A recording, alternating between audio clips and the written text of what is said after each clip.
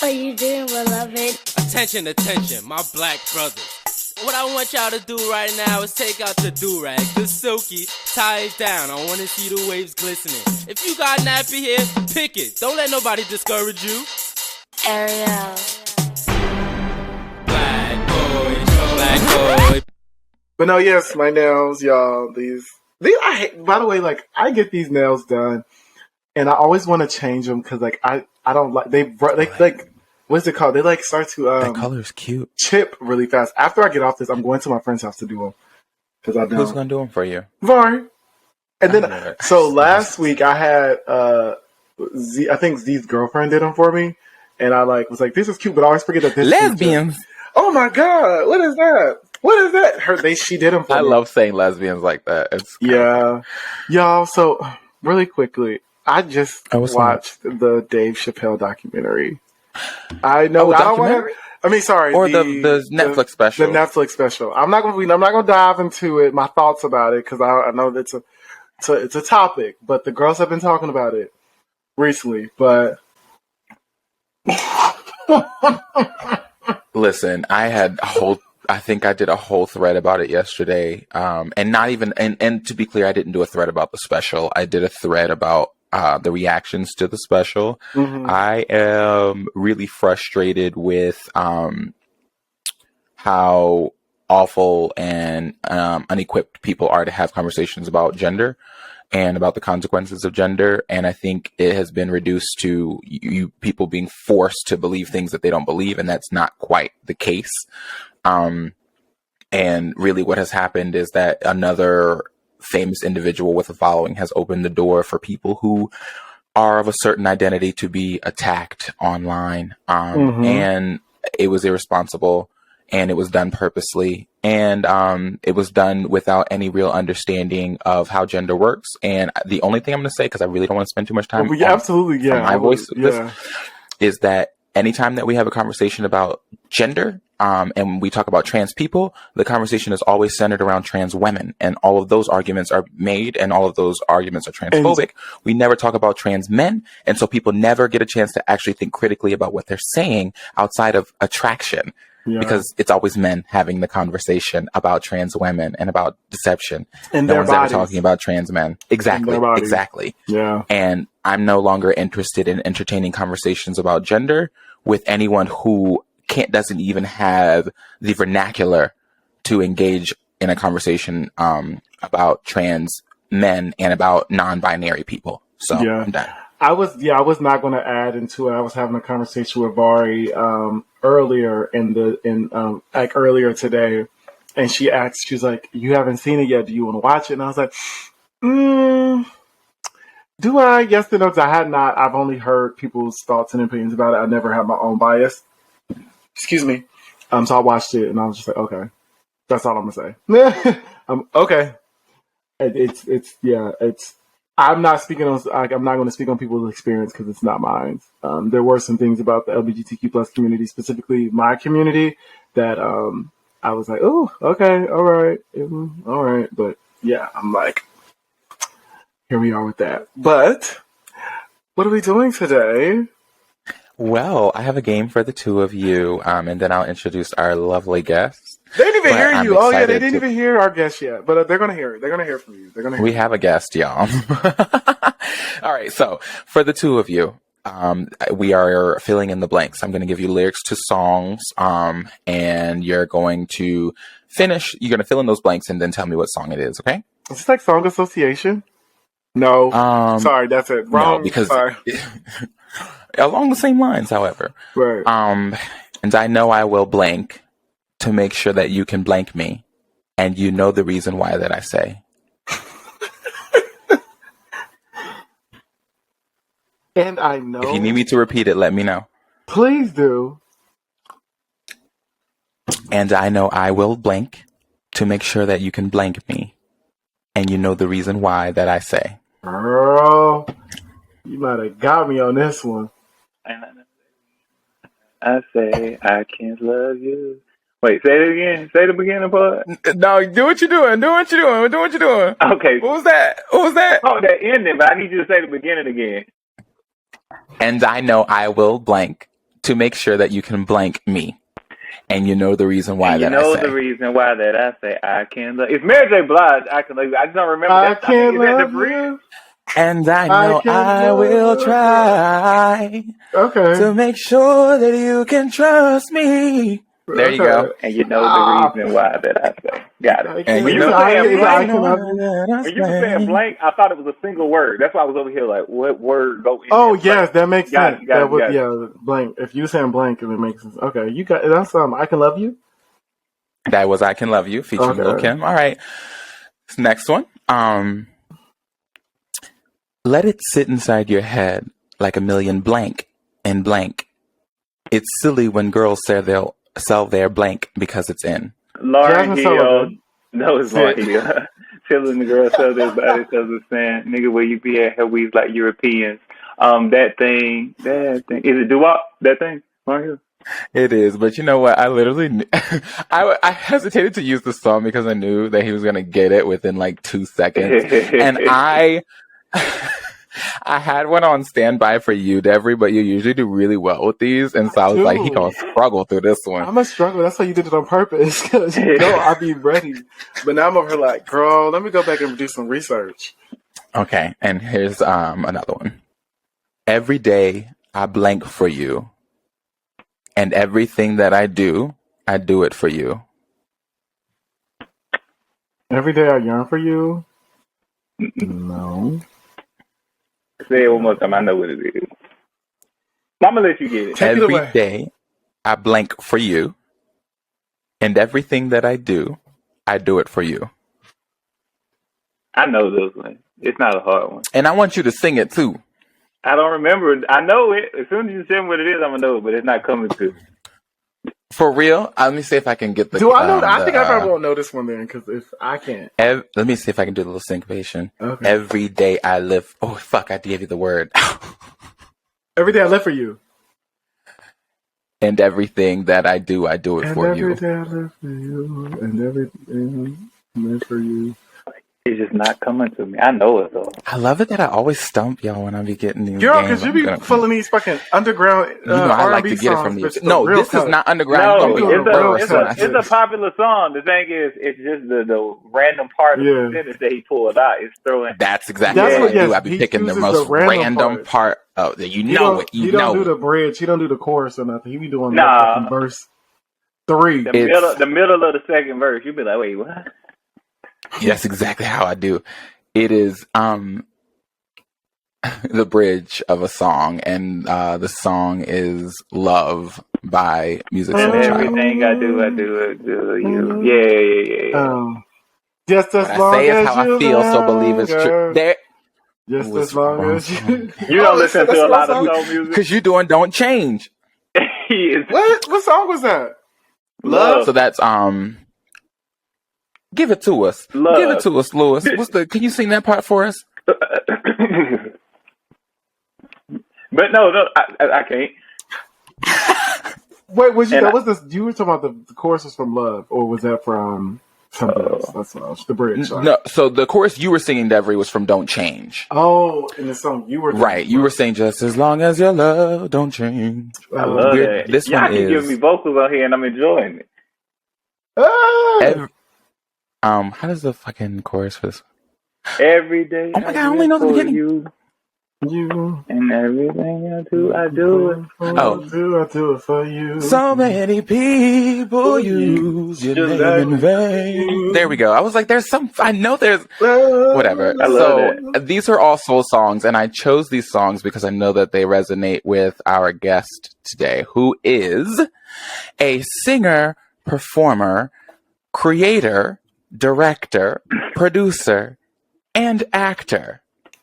Am I forgetting anything else? Lover, liver, sleeper, eater, cooker. You know, we can keep going on. Straight out of Georgia, honey. We have MLewis music with us today. And if y'all can't tell, it's the accent that gave it away for me. It's very southern. It's very southern. Oh, it's southern. It's southern. You know it. You know it. Thank you so much for joining us. A little bit. I think it's going away. A little bit. A little bit. Oh, he wishes, honey. So, first of all, at some point during this episode, I'm going to get Lewis to give us a vocal. I really love hearing him sing. I tried to coerce him into doing it when we were playing the game, but he evaded successfully. Smart. But I'm going to get you at some point during the episode. You know it. But thank you so much for joining us today. Thank y'all for having me. I really am excited. What's that your hoodie says? It says, music is my love language. Ooh. I know that's right. I know that's right. So I just to give you guys a little background about the history of my relationship with MLewis. The show that I did that we filmed in 2019 and aired last year, which we talked about a lot on this show. My first love, Withdrawals and Relapses. This is the creator, director, and producer and lead actor of said show. And I have to tell you guys, I have not met a harder working person in my life. And I've been trying to figure out how to get MLewis on the show for a while. MLewis is always busy or recovering from being busy all the time. So I'm really glad that we were able to find space for each other today. This is great. Yeah, it is. Yes. Thank y'all for having me. It's been the making. Yeah, I know. Y'all been telling me. Y'all been hyping me and gassing me. Somebody, I was going to get to come on the show. Finally, y'all done let me come on. Listen. See, this is why I said make space for each other, because Lewis will accuse me of being the problem. You know what? Let me say this. You probably was the problem. There you go. There you go. Let me tell you. No. Our schedule, like, once we kick in, we be like, oh, God, we got to take a wait. We be like, oh, shit, we got to do. So I definitely understand. What is up, everybody? It is your boy, Lord Devery. And I'm Derwin King. And welcome back to another episode of That Black Boy Joy, where we create a space where black boys can be themselves. And so much more. Okay, now, M. Can I call you M? Can I just, is it MLewis? I have to say you can call me MLewis, MLewis. You know, as long as you call it. Okay. Come on, somebody. Okay, got it. Oh. So we ask our guests this. Love that. Don't say that. Okay, calm down. We ask our guests this every time. So we wanted to get to you to ask you, what does Black Boy Joy mean to you? And what has brought you joy this week? Oh, did we? Okay. Black Boy Joy, honestly, when I hear that, it sounds, immediately, obviously, I think of smiles, right? But I think about the freedom. And actually, I think about the freedom to exist in the human experience outside of any restraints or constraints on, whether that's gender identity, sexuality, anything. It's just the opportunity in the moment to just exist in being a person. And what I have done as of late, I actually, last night, y'all, and I wasn't even going to tell nobody this, and this is something that I do ritualistically, periodically, to set myself free. I like to go and dance in the street. And so no, that's right. Last night at 1:00 in the morning, I got dressed. I went in the middle of DC and I just went to Chinatown and I put my earbuds in and I literally just was like dancing it out through the middle of the streets by myself through the crosswalks, everything. People looking like, what's wrong with his brother? What's going on with him? And I was unbothered. I danced for about 45 minutes to an hour till somebody looked like he was trying to probably like jack me, you know what I'm saying? I was trying to whip his ass. But outside of that, I would have, so that's one of the things, that's what brought me joy this week. But that's one of the things I try to do periodically, just go set myself free by myself, with myself, for myself. I like that. I think nobody would notice that. In DC at 1:00 in the morning, they probably was like, "Oh, he owns something." Yeah, he probably owns something. So let's just keep walking past him. But no, he's high off of black. I love that because I remember one of the first times when I answered that question the first time on the show, I specifically said that I really figured out what Black Boy Joy means to me when I was like free enough to dance in public in DC. It was like on the metro or some shit where I was like listening to my music and vibing, like visibly vibing. And I was like, I don't really give a fuck who's looking at me right now. Yeah. I'm having fun. Okay. So I really resonate with that. What has brought you joy this week, Derwin? Shit. Something happened this week. I know it did. No, because you like something fucking this week happened. Really interesting. Oh, you know what? Actually, I'm sure something else happened, but the first thing that came to mind is, I made a Pop-Tart at work yesterday, or at least I had one of my coworkers make my Pop-Tart for me, and I asked her to do it in Spanish, and she was just really delighted that I could speak Spanish, and it was just like a really cool experience. And she was like, "Oh my God, you speak so well." And I was like, "Yeah, girl, I learned in school." And she was like, "Oh my God." And she was like, "That's really good." Like that. She was like, "You're going to be really helpful." And I was like, "Girl, I'm here to help." Just like it's all in Spanish that we're having this conversation. And she just seemed really excited. So I walked away really happy about my Pop-Tart. Like I remember, right? Because my boss was like, "Oh, you're really happy." And I was like, "Yeah." Yes, I am happy over this motherfucking Pop-Tart. No, that's dope. I think I forget sometimes that you can speak Spanish, so it's always interesting when you didn't know do that. that. That's amazing. Or this girl, she's. I mean, people aren't gonna know if they don't speak Spanish, because otherwise I'm just speaking Spanish to show people that I can versus actually using it. And I'm all about practicality. Yeah, he's like, I'm gonna use it when I need to use it. So exactly. I'm like, what? For me, what brought me joy yesterday, actually, I went to my first concert in a while since the pandemic erupted, and I went to go see K Tronada last night, and it was really fun. It was a really great experience. Got to see Omar. Was with my friend Tiffany. Also seeing Tiffany. Who was the first person you knew? Omar. Who? I was like, first of all, I was like, why you do that to my girl? I was like, first of all, Friend y'all don't even know each other. And I got to see Chase. No, I really love doing that to him. Oh my gosh, y'all friendship is so fun. I want to be y'all. I'll be in the middle of y'all friendship, and I just be like, let these two go at it. Yep, I just let them. I look back, I go back and forth, and I just be like, all right. Because we gon' fuss. That's what we gonna do. And Chase was there too as well, and it was really cool. We're actually, me and Chase are going to go see Willow this Saturday. But K Tronada was a vibe. And it was just a fun vibe. Like, I hadn't been to a concert, and I was like, this is dope. So it was really great. You was in there dancing like a white woman. I was dancing like a white woman high off of drugs, even though I don't have nothing in my system. I was literally in there shaking my sweating and all that stuff. Just ooh. That'd have been me right up in there, unsing all fucking day.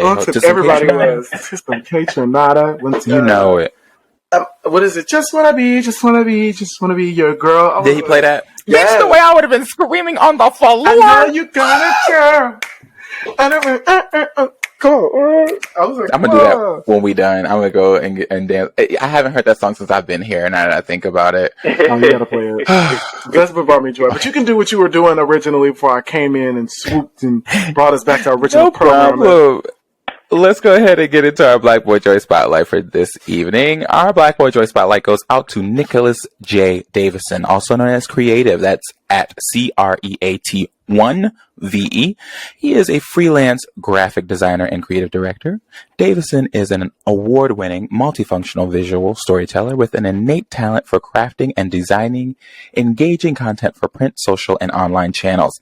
He's a sharp editor and creator with a keen knowledge of the digital media landscape, who employs content development to engage key public and build awareness.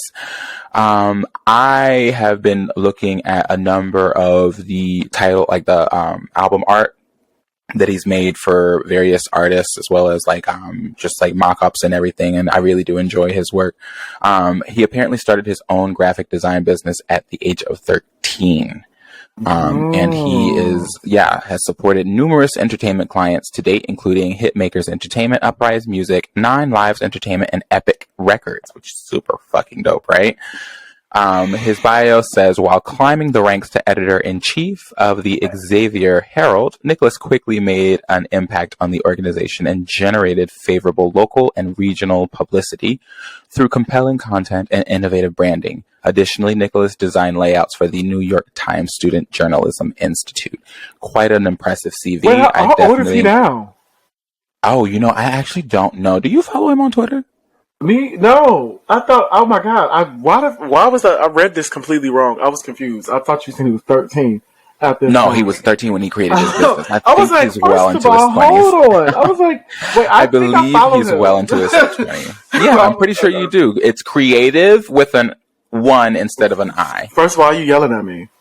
I just want to know, why was you just giving me that energy? That's all I wanted. Just a little bit of energy that I just was not here.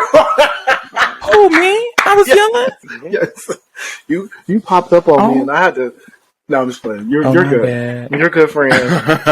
Keep the same energy you had last episode when you were trying to be sexy and sultry. That's what you Oh, little girl. Not trying to be. So wow, is that how we gonna do me? Episode, we gonna do me like that? Last episode, I said in the episode. Last episode, he was being so like quiet storm type of like late night driving, video voice. I said, "Girl, who is this phone sex operator on the other end?" I said, I did it because my nasty girls were in the building. The nasty girls. Shout out to the nasty girls. But I'm sorry. But yes, Nicholas got that makes sense. Boom. Not 13. Shout out to him for this storytelling that he's doing. I was just like, I really enjoy his work. It's really nice. And anytime I can get a lovely graphic designer's work up there, I'm going to support child. Mm-hmm. So that's that. Now let's get up into these rants. Now, I was going to avoid this one because of who is involved, and we had already given her some time last week. Yeah. But then something else popped up, and I was like, well, let's get into it. Do you even know what's going on since you be turning your phone off at 6 p.m.? I know. No. Y'all, he literally turns his phone off at like, as soon as when people usually getting off of work, that's when he just turns his phone off. His phone is like, do not disturb at a reasonable time. Needs to, much like myself, Lewis needs to disengage every now and again for his own peace of mind, and I totally understand that. I'm taking that note. To discuss that further. Okay, I'm keeping that note. Surprisingly, you know what? So what I learned about Lewis in 2019 is that there are some meme moments that he will be aware of. And I can certainly appreciate that. You said some what moment? Meme. I thought he said mean as well. I thought he said mean. Why not be mean? Yeah. I was like, ooh. Well, tell me the story. M-E-M-E. Yes. Girl. I will be aware of some stuff. So go ahead. I can keep up. Mm-hmm. Get into this one, Derwin. So, Little Mix is beefing, which really just means that the three remaining members of Little Mix, which is the UK equivalent and superior to, what's the group called? Fifth Harmony. I'm screaming. Not equivalent and superior. I mean, when I say they're the equivalent, I mean they are to the UK what Fifth Harmony is to us, except they're better. Yeah, they were made on a reality singing competition, and also they. Which one was it? The X Factor? It was the X Factor. Yeah, I think it was the X Factor. Which both of them, I think, were X Factor. The X Factor, absolutely. Yeah. Except one is better and the other one isn't. One is still a group. Now, well, they're sad as well. They're in the same position as Fourth Harmony was. But. So what happened was Jessie, was it Nelson? Is that her last name? Jessie Nelson. Who was, I believe, the lead singer of Little Mix. She was not the lead singer. New song. She wasn't? She was one of the singers. She was. Oh, they didn't have a lead? No. She was not the lead. But she was the second lead vocalist? She's the only one whose face I remember. No, that's right. She was one. I wouldn't say she was the second Kelly Rowland. The fun thing about it is like each one of those have their own individualized voices. So I wouldn't say she was a lead. She just was like one of them, which is interesting because in usually girl groups there's somebody that is like the standout, like in Destiny's Child. That's any group, or like the Pussycat Dolls. But this actual group, each girl got parts, which I was like, okay. Now I just knew they had the bops. I didn't know who was singing what. I got to be honest with you. Okay, but Jessie has a new video with Nicki Minaj where she's very brown, much like all the rest of the pop girls are doing, because they know that blackness sells. And so naturally, the internet reacted to that, and it put a huge division between. Is her name Leanne? Yeah, Leanne is the black girl. She's the actual member, the actual black member of the group. But there's also a girl that is half black in the group as well. So Leanne ain't half black. Pierre is black. I mean, Pierre's white. Leanne is black, and then Jessie is white, and then I forgot her name that fast. She's black and white, but she presents she's white passing. But Leanne ain't half black. I don't think she's half. I mean, she's more black than the other girl is. Okay, I can't say that. I can't say that. I can't. Now we talking about the damn octoroons, child. I think about the brown bag test out. I'm like, oh my god. Oh, okay. I see where it is. Here we go. Leanne's parents are Jamaican, both mixed race. Oh yeah. So we are literally talking about an octoroon. Yeah. Got it. Is that math even right? Girl, no, I don't get it. Jade is half. No, I think it's like the step up. Okay. Jade, oh my god, this is so wrong. Don't judge us. We're just trying. No, but see, this is why the conversation around blackness is so ridiculous. Because at the point that we're not talking about people with two like mostly black parents, we're kind of really just like trying to define it, and it's always messy. Nonetheless, Leanne identifies as a black woman, and she has the biological background to prove it. And she had become the forefront of this argument between the two of them. And naturally, that meant that Nikki became the face of the argument between Jesse and Leanne. Because it was really weird to watch, and to make that story like short, Nikki just found herself in the middle of some more drama that was honestly reactive, and like I don't really care about the girls' video. This isn't any different than anybody else's cultural appropriation. I didn't even watch it. I just saw the stills. You know, I watched it. How did you feel about it? It was very lackluster. She surprised. It was P. Diddy's like "Bad Boys for Life." That was the concept, and the song was definitely sampled, and like it was like a remix version of it. Not remix, but it was like sampled. Oh, it was an obvious sample. It was on the "Bad Boys for Life." That we ain't. Yeah, it was literally that song, which I was like, Jay was looking. We ain't. Okay. Go and nowhere. Yeah, it was that. Did you turn it off because you heard that? I turned it off because it was boring. It was. To me, it wasn't. I was like, this hype is not given for me. I just did not. I did not like it. It was cute, but it's also, I was like, Nikki, why are you in the middle of this? You made a song with both. You made a song with Little Mix, and you also made a song with Jesse. You shouldn't have gotten in the middle of that. I think so. What happened was there was some text going out that Leanne was telling people that was interviewing Jesse to call out her blackfishing. And Nikki got into the conversation like, y'all, like, let her get into her money, her bag, or why are y'all trying to stop her money or like her career? Like, y'all just bitter. And I was like, now it's black on black. I said, now it's actual black on black crime. You trying to save this to the white girl? And she's sitting in the video like, and just laughing. And I was like, she just purposely did that. Now the black girls fighting each other over this white girl. Nikki was going really hard for that on the live, but come to find out, Nikki has a $20 million lawsuit against her from jaw dropped, right? Just found that out about an hour ago. The victim of her husband, Kenny, is it Petty? Kenny Petty? Is that his name? Kenneth Petty? I don't know.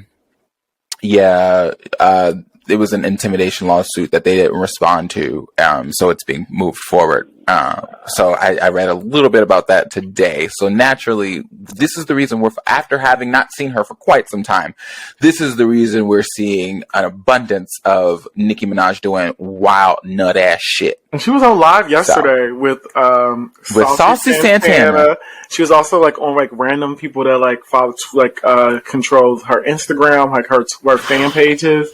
And it was just like she was on. Her visibility right now was just like coming out of like. Isn't it crazy? I ain't seen her like this in a minute. No, she's going through some shit. She also was on. She's also doing some form of hosting on the Housewives of Potomac reunion, which was very odd. Don't remind me.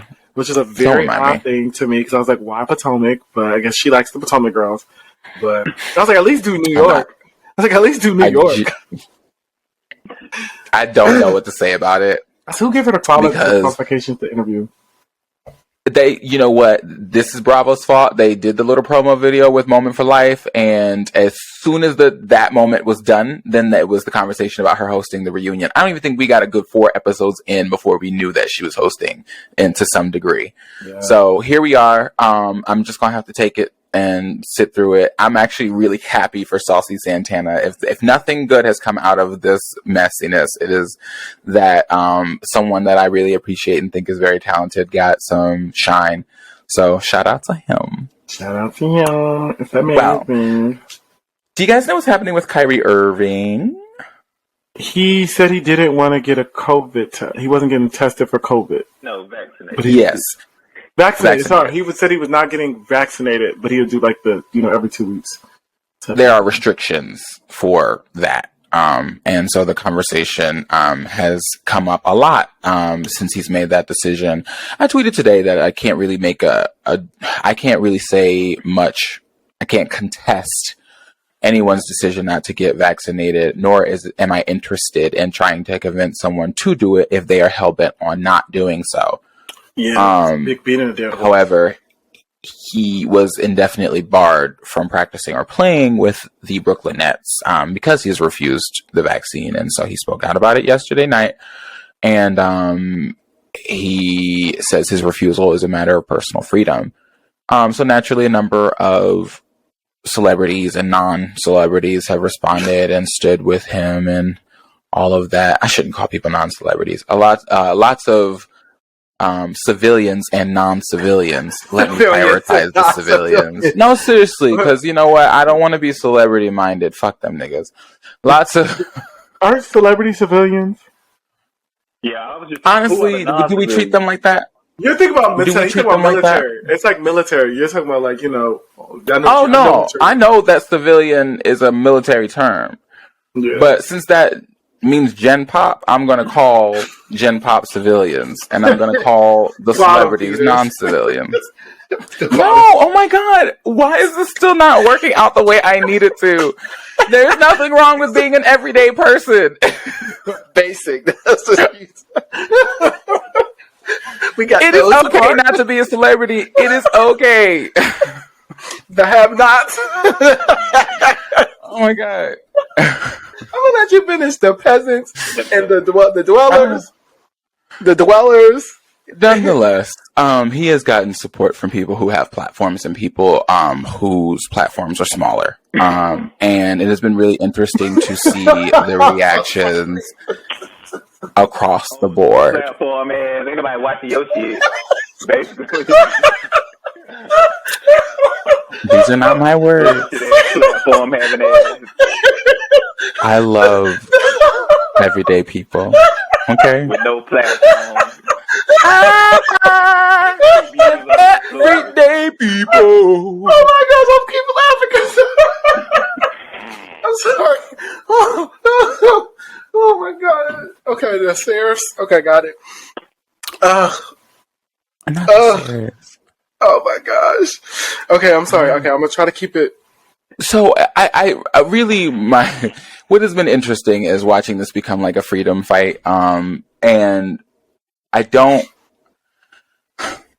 it's been so hard to have productive conversations about the vaccine because we have turned it into a class debate. It has become a level of people who are vaccinated do carry some level of status that is probably not productive to actually getting people vaccinated and healthy, because it does create this sort of like class war or whatever. It's free though, so it's like, girl, you gotta it's like you gotta have the cheat code to get the vaccine. It's either you want the vaccine or not.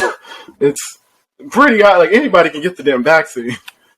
And, I definitely will always understand people's hesitance to getting vaccines. I'm not that person. I am totally down with any and every vaccine. If I deem it necessary, I got the HPV vaccine before college because I had to. And I'm very happy to stand in front of everyone and say I do not and never have had HPV. And I'm very thankful for that.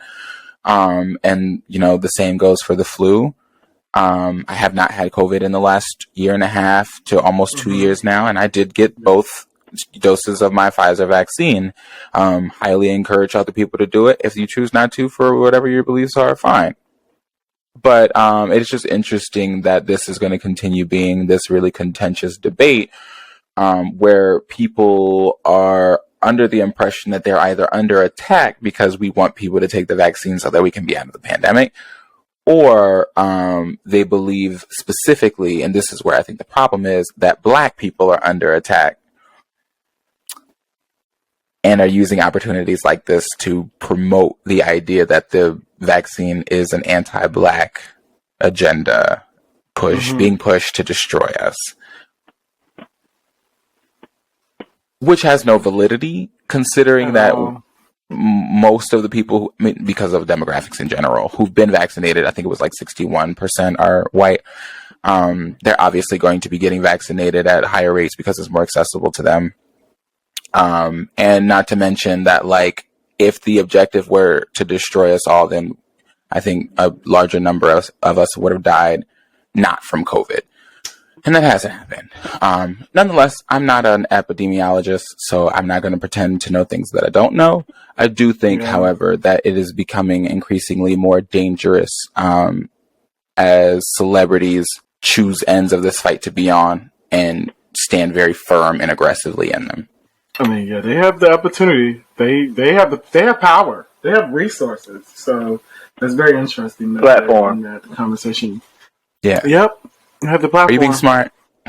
He was being smart. He was. Because I'm trying to stay focused because I really had more ammunition to go into this battle of what it is or what it is not. But yeah, it's interesting because like now jobs are demanding it. You know, you have to be vaccinated in certain spaces. Like even with the concert, you either have to be vaccinated or have had a COVID test and a negative test. A negative test in I think 48 to 72 hours. It's reasonable. It isn't completely effective, but it is reasonable. And I'm working at a restaurant. We have to ask people for they're either for a negative test or for a vaccine, and they get really frustrated. I always lead with the negative test so that people don't think I'm trying to push my vaccine beliefs onto them, because it is not unreasonable to ask someone to come into a space without a infectious virus. Absolutely. It's not unreasonable at all. But there are people who believe that COVID is fake. So there we go. What do they think people die from? Okay, that's just... No, they think those are lies. The argument is that those numbers that you've been seeing from the CDC or any other, credible source, those are lies, and that we're being manipulated to take this vaccine. That's the belief, that this disease isn't real, and the objective is for us to inject ourselves with something that will either control or alter us significantly for some disastrous, sinister, devilish plot. Mind you, these are the same people who are actively participating in a capitalist culture that is generally destroying us daily. But and we all ate a Popeye chicken sandwich, so they could have put it in there. That's all. Boom. You can put the vaccine in the Popeye's chicken sandwich, bitch. We don't know what we eating half the time. I'm just saying. We don't know all them chemicals, it could be in the fine print. Well, it's time for us to get into our meat and potatoes, which means it's all about you, MLewis. Thank you again for joining us. Now, I did my best to give an intro for you, but I would love to hear for you to tell us who you are from your own motherfucking mouth. Now, you already know I'm gonna say some shit. I just be chilling, man. Just a brother who be chilling. I just like to create shit, That's really it. I just like to create and shit. That's right. That was so cute. Just like create. It's got so much charisma, right? It's great. Mm-hmm. It ain't like, I feel like all of that. You know what I like though? It's kind of like how some people say, you let your work speak for itself, you let your energy speak for itself. Like, I believe in experiencing people, and that was a lesson that I learned in dating someone. Actually, I dated someone that was older than me when I was in my mid-20s, and she basically was just like, wasn't asking me questions about myself, wasn't telling me a lot about her, and I was confused, and I was like, and she was just like, just experience me. She was just like, why would I tell you stuff about who I was or what I did and all those things? She was like, experience me as I am now, because I could be a different experience for you. And so that's why I'm just like, just experience me. I appreciate that. I also feel like we ask a lot of those questions before we actually get a chance to decide whether we like a person or not. So that's why. Mm-hmm. So I ain't trying to waste my time. Yeah, but you could just figure out if you like, oh, I'm vibing with you, or I'm not vibing with you. You always know. I need to know that. You do know. At the table. As soon as it's at the table. I think. What's your credit sometimes score? What we don't know is like, oh, I'm not feeling them yet. So we're like, oh, I guess I'll wait and see. But I feel like if you have to convince yourself that you like someone, you don't fucking like them. Okay. Oh, that's noted. Let me write that down because, bitch, I feel like I need to start cutting people off right now then because I'm like over here in this reading process. I'm like, let me see if I feel you eventually. And if I, you don't. All right. You won't. Let me tell you something. Two things I got to say real quick while we on this. All right. A quote that I came up with a few years ago that I live by is anything you know, you always knew. And I say that because anything that you come to know, you always knew it. So, like, you don't come to know that a motherfucker ain't shit. You don't come to know that this person ain't a match for you vibrationally. You don't come to know. You knew those things. You chose to ignore the signs along the way. Ooh, and then when you come to know it, you be like, dang, I knew all along that this wasn't right. I don't know why I did this. You chose. So choose well. That's why I say anything you know, you always do. Choose. You can choose in the moment. That's why I know when something ain't right. And now when you know better, they say you do better. So do better. So cut the motherfuckers off. Absolutely. Period. Listen, I just was in therapy today crying my eyes out about people, and I'm just like, I don't know if this is should I be giving them more praise? Should I be? I guess. I do know, but I think it's like also trying to, I don't know. I think I'm like, hey, I just want to stop saying you don't know because you do. Fuck this isn't therapy. How long have you been performing? Damn. No, Derwin, I pressed you like that when we were hanging out last time, and you was on my couch, and you were like, I don't know, and I was like, you know. Absolutely. No, that's accurate. I do. I think, to be dead, I do know. I think I'm like in this space of like wanting company or I'm wanting something and I'm like sacrificing my initial gut feeling for this temporary high.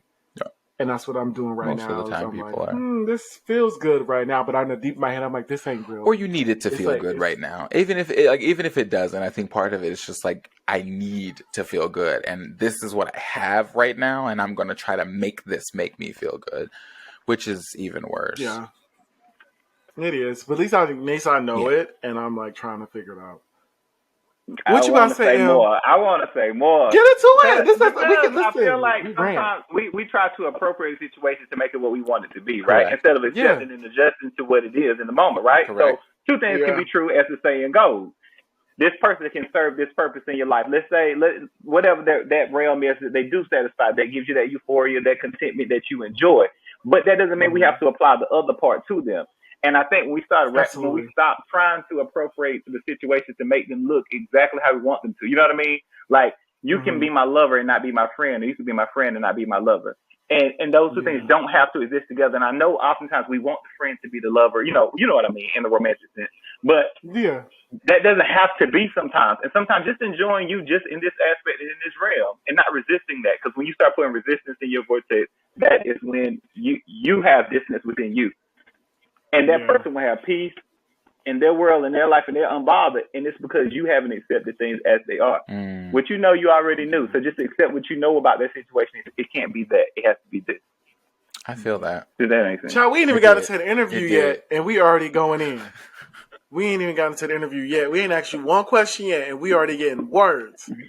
Oh my God. Let me usher it, because we're going to have a lot more moments like this, because this is how he thinks. So I know that we're going to have many gems. Come on, usher us, Thank you for usher that, us because down. I already know what I'm Moderate going to do us. with that.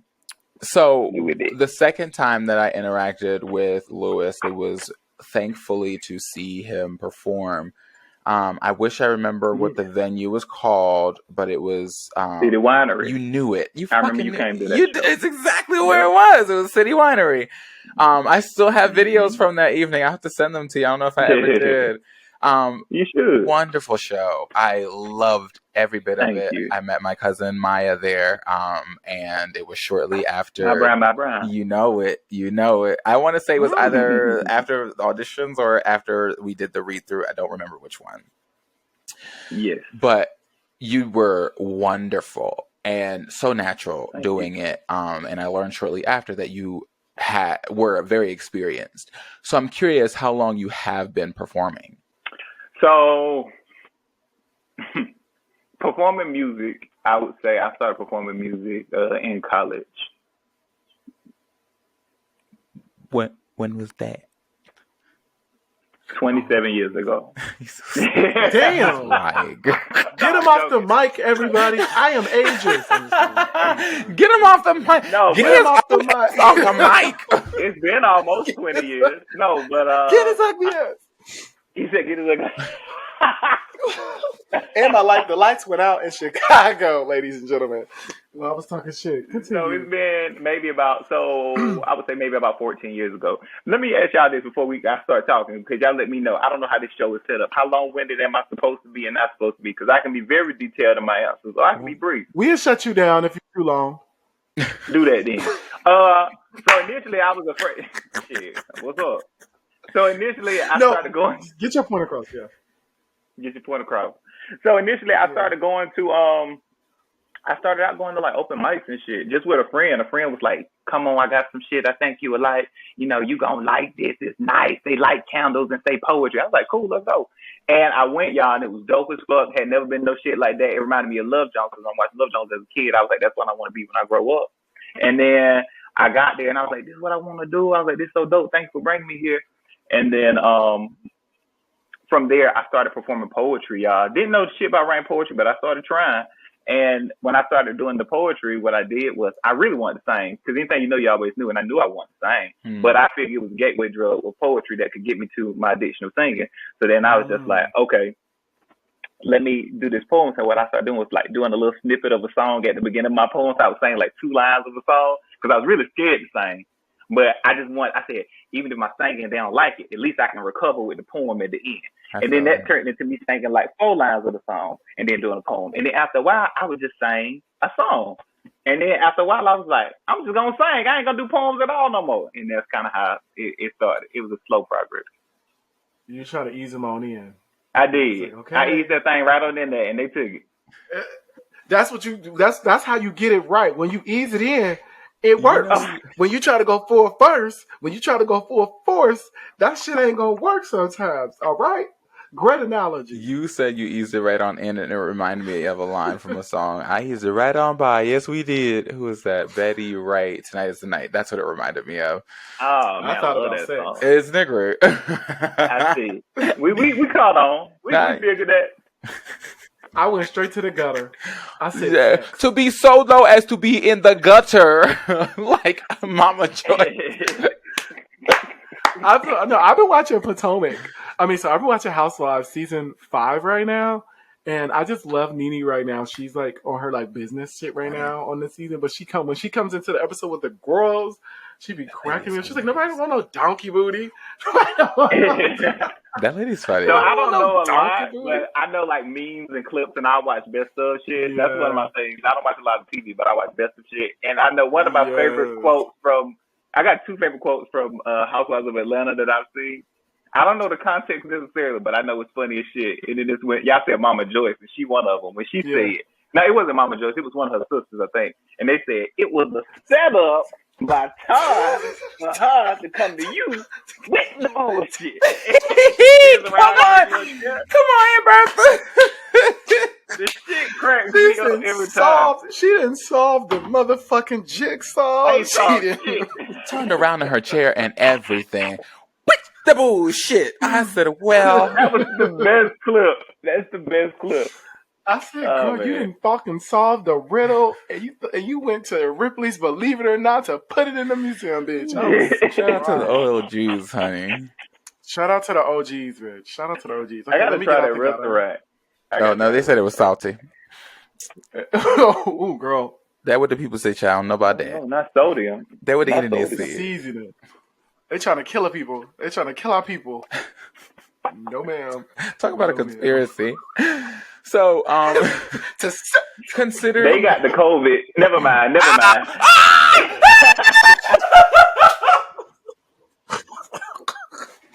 Candy gonna get your ass, honey. She gonna have this shit down, honey. Talk about my mama? That's my mama. Y'all, my mama?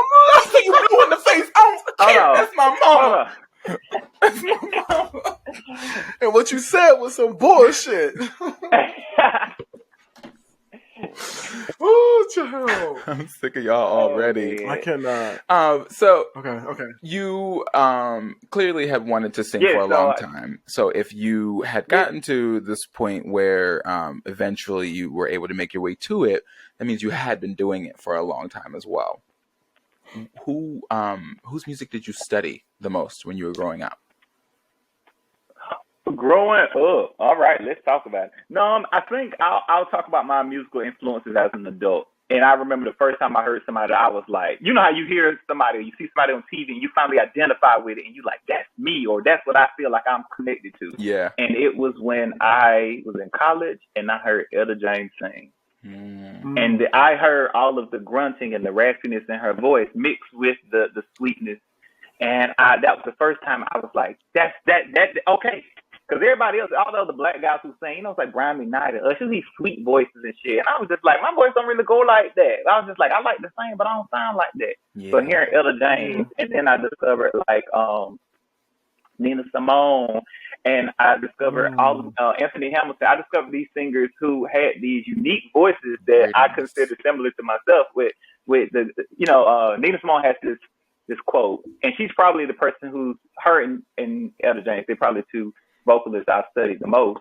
But Nina has this quote that I live by, that I love, that I use to describe my voice. And she says, sometimes I sound like gravel, sometimes I sound like coffee with cream. And I think that just speaks to the beauty of painting a song the way that it needs to be painted based upon what needs to be, the story that needs to be told. Yeah. And so that's, I would say my biggest influences would definitely be those two. And Louis Armstrong too. I mean, because he was an instrumentalist as well as a vocalist. Red Roses too. Listen, sing a little. I'm sorry, Dream a Little Dream for me is like, I remember me and this girl looking in my, that's my jam. That was my jam. Yeah. Dream a little dream. Yes. What a wonderful world. Don't play. I was like, Ella Fitzgerald got down on that. No, now that lady. Oh, the scatting. Oh, now I would listen to her shit sometimes, and I'd be like, I would mock her scatting. That is some of the that lady has talent. Her improvisation is A1. It's unreal.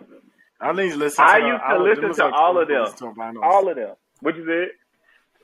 I said I would just listen to them on vinyls. Like I feel like I'd give me some vinyls and listen to that throwback. Yeah, listen to school. Ella's like best hits or whatever, and just like there are these times where she would forget the words to a song, and because she could scat and because her improv skills were great, she would make the shit like 20 times better. It was wonderful. She's a live singer, bitch.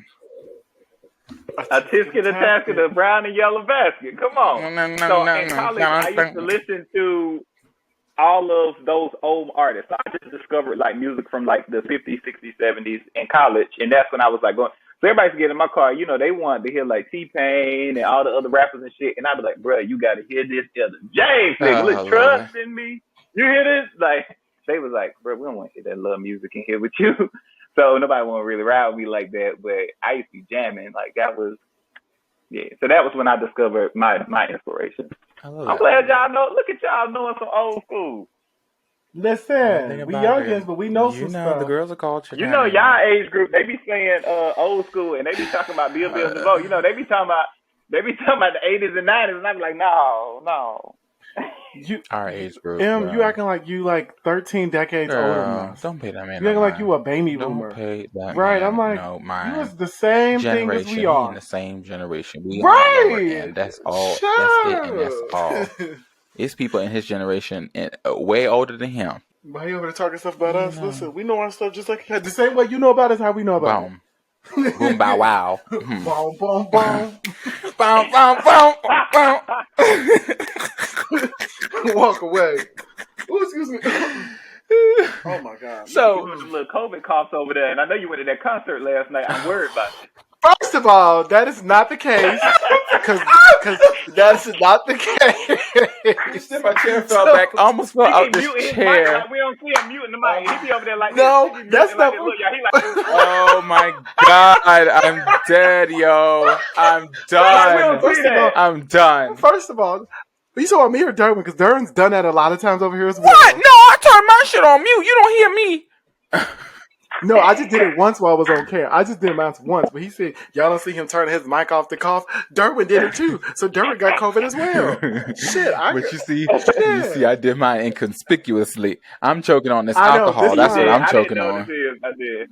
This time I turned mine off on accident. I didn't turn it off yet. That's the thing. I was trying to hit. Okay. Listen, And why I gotta be dragged down? What? Why am I in it?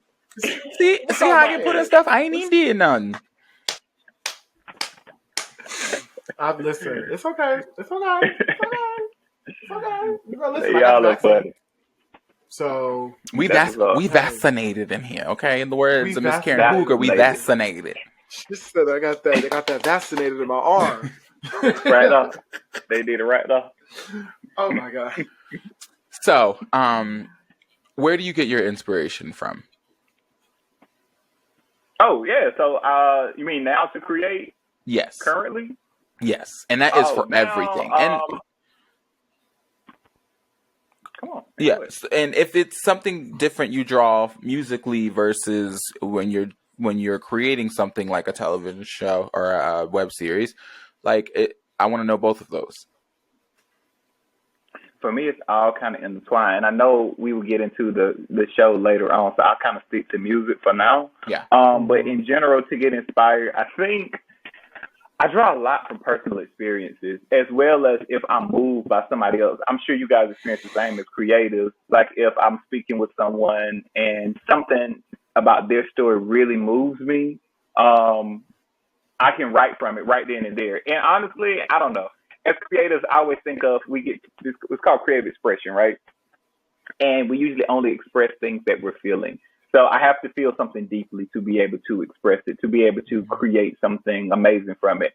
And so, yeah, whatever I feel deeply, I mean, whether it's something dealing with a friendship or relationship, I'll get into, I guess I can go ahead and talk about it. I'm releasing a project, and it is something that I'm so excited about releasing, and it's because it's so honest. It's me talking about things I typically don't talk about. I think I do a really good job of being very elusive. I would say covert. I would say enigmatic. I would say aloof. Yeah, maybe. No, I'm gonna give you the word because I'm gonna give you how I experience you. Wow, thank you. I appreciate that. But yeah, I think there's always a level of mystery there, and I think I never really fully am as transparent as some critics can be, because I grew up, in the 80s, 90s, early 2000s, where artists, they told you their business, but they didn't tell you their business. Now everybody on social media, they do live, so you know every intricate detail of everybody's situation.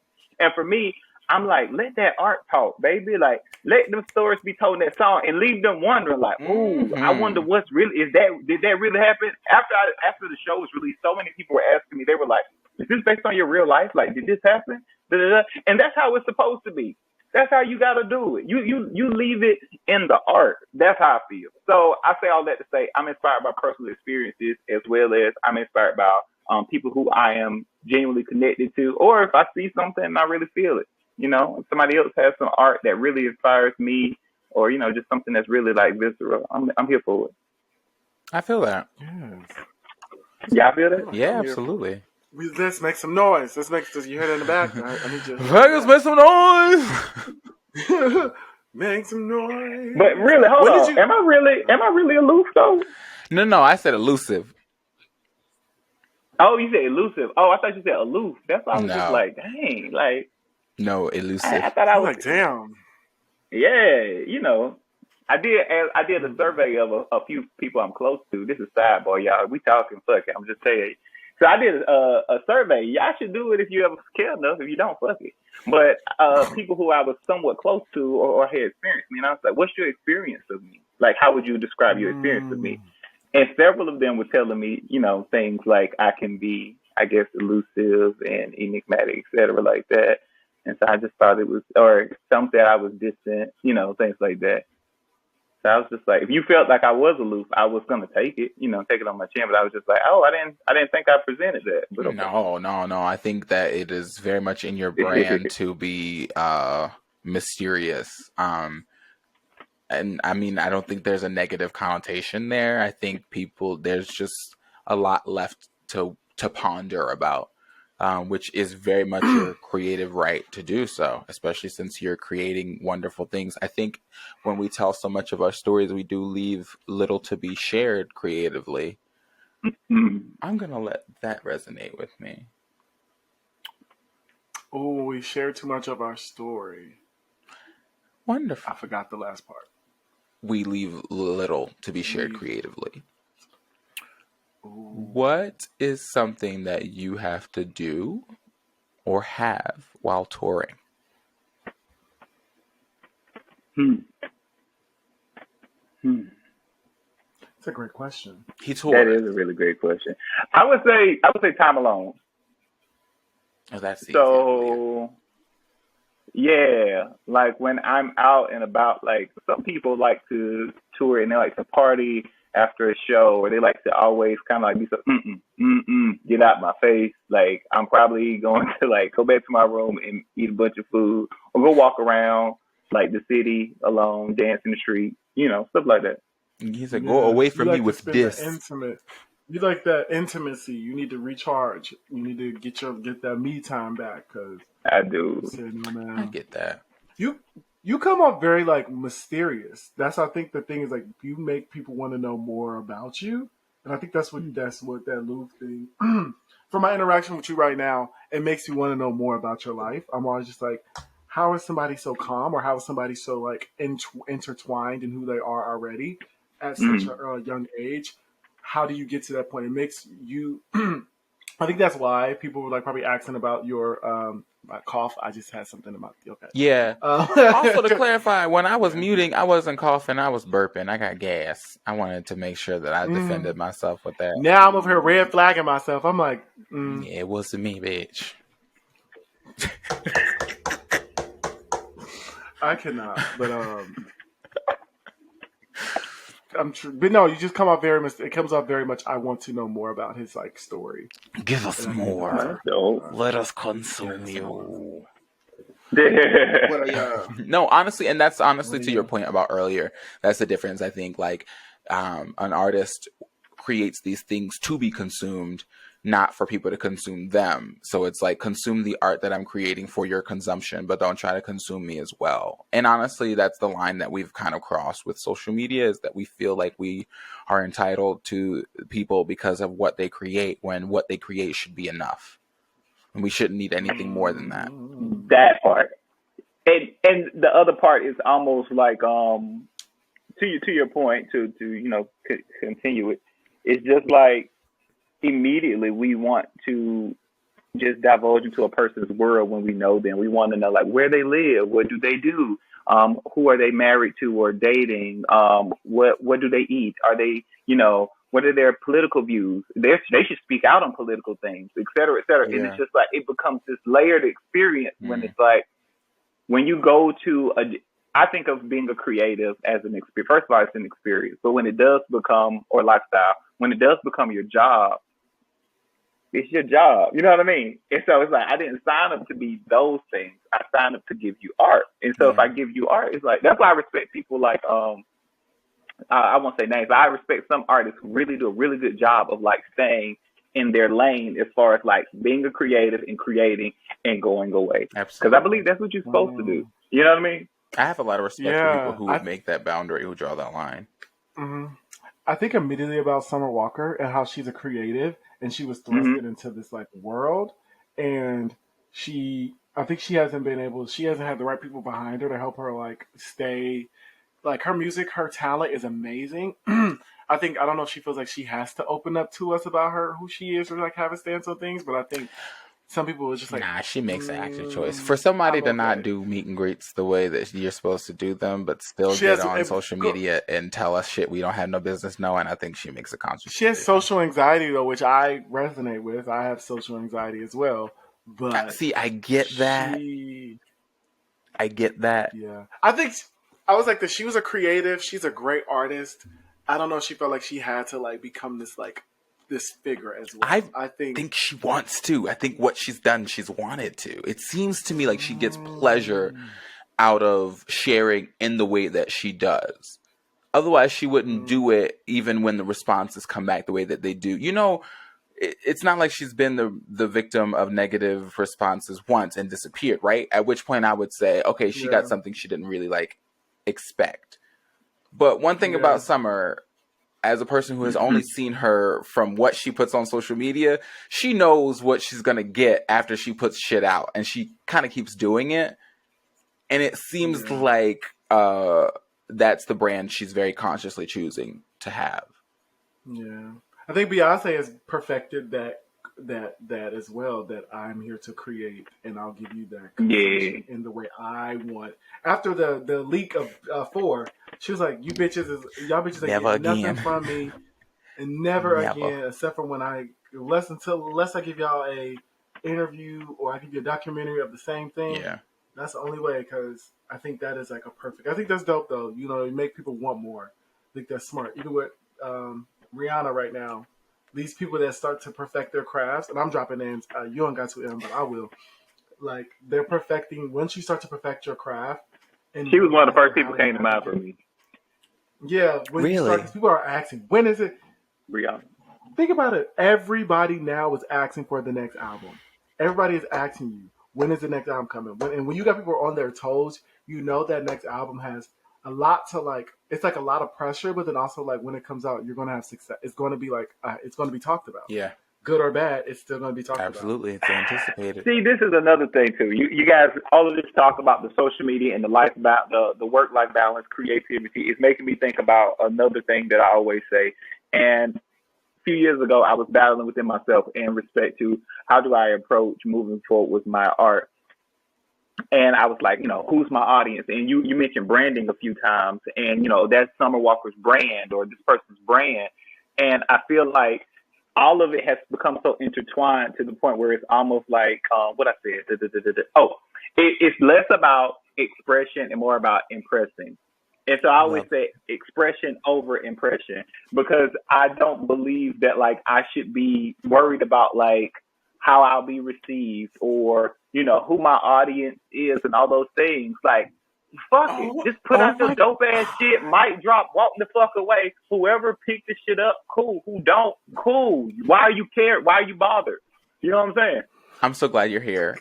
Shout out to Jared. He and my friend Jared and I were just having this conversation the other day that people become more concerned about how their art will be consumed, or they will become more concerned about how their art is being received by their peers for awards, more concerned about how their art, how they are being consumed so that, they get these accolades or money or whatever, that it becomes less about the art. And you specifically asked the exact question I asked when I was talking to him.